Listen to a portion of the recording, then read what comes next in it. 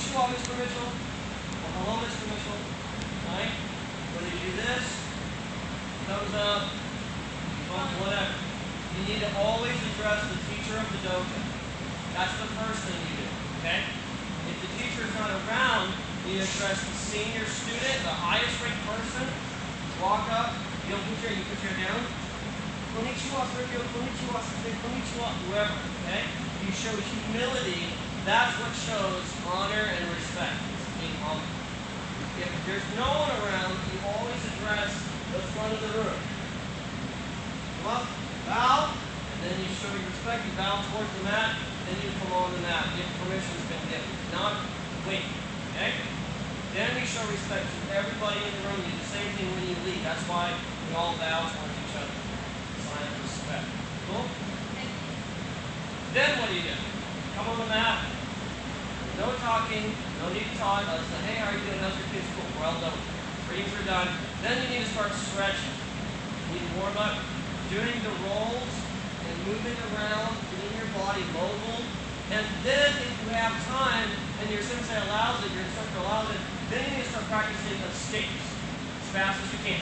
Top, side, back, scissor, half, scissor, whatever. All as many escapes as you can. You want to get well versed in skates. Okay? Sweeps, takedowns, as much as you can do to get your mind in the concept of what you're doing. That makes sense? Like when you go to church, you don't want your mind on school, you want your mind focused on God, whatever you're there for, right? That way you're serious. Same thing when we're doing this. Once you've done your escapes, you have to know concepts of grappling. Let's talk about that for just one moment. So I'm here, you're going to grapple. Boom. Okay. The next technique, the next thing will decide how this is going to be dictated, right? So if I go here, we just decided what's about to happen. Just now, me and I both.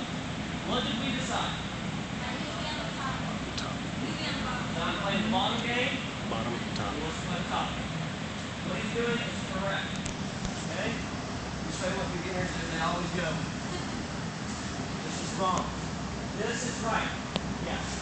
No zombies, no Frankensteins, right? No mummies. You can't. Because you're raising your center of gravity high. You have no phalanges on your knees. Knees are really crappy objects. They're not good.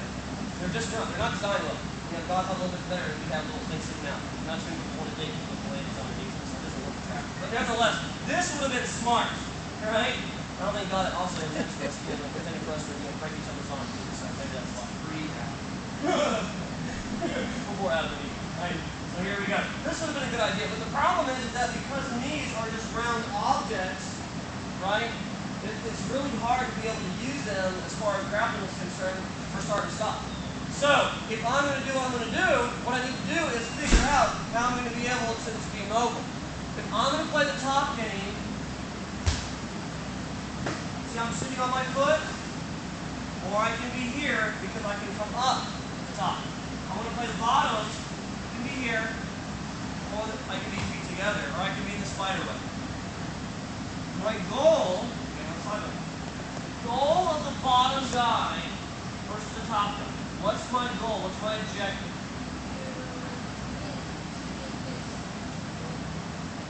Let's reverse that. What's his goal? To pass my legs. To circumvent my legs. Because once he has gotten past my legs, he only has to worry about sections 1 and 2, not section 3.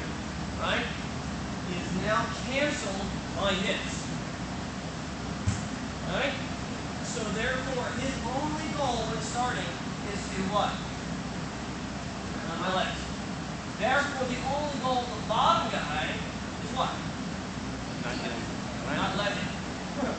Not letting him get around. And for everything that he tries, try to ward him away or give it a scissor or use my legs to bind around his. One part of his body. That makes sense? Therefore, I can control him. Because if I can't immobilize him, I'm not going to be able to finish him, right? Or as we say in our dojos, you can't pin, you can't win. Not everything pinning is necessarily my chest and holding me down. It just means to immobilize. If I can't keep squirming and moving around, I can't tap. That's why last Tuesday when he and I were grappling, you can't finish him off.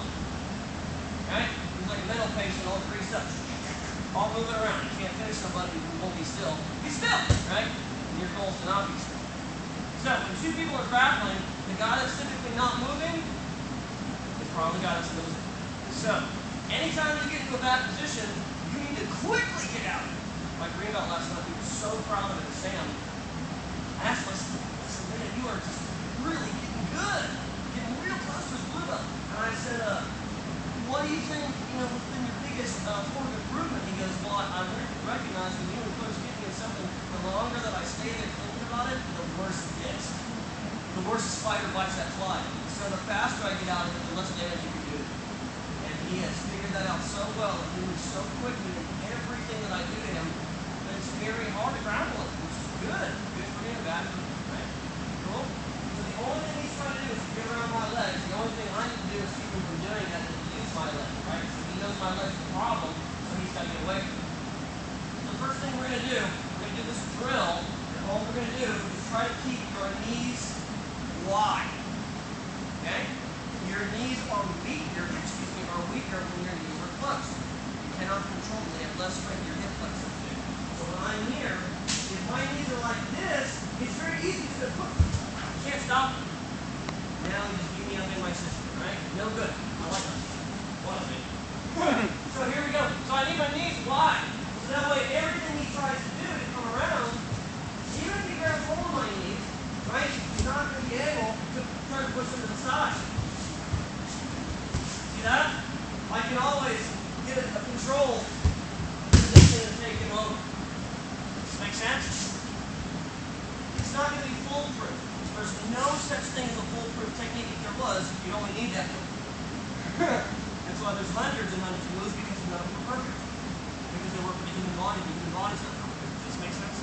Okay. So all you're going to do with your partner is try to keep your feet and your legs wide. This guy's just going to try to get around him, no matter what he does. Even if, let's say, he starts to push one over. Look. You scoot back. Where he pushes one, turn.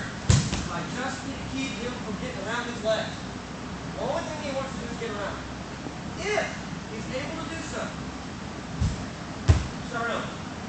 Start over. And always start over. The problem is people get in greedy positions, and they're getting, let's say you get around him, and he starts to choke, and they're just getting cranked and beat up, and they're like, never say that! Right? And I'm like, no, dude, just tap. Because you can always start over. Right? This isn't real, we're here to practice. So you don't need to prove how awesome you are, and your head is all the way between your ankles or something, right? Don't do that. Just step out. Because I like you, and I want to see you keep going. I want to see you all pressed up in the hospital. Grab your partner.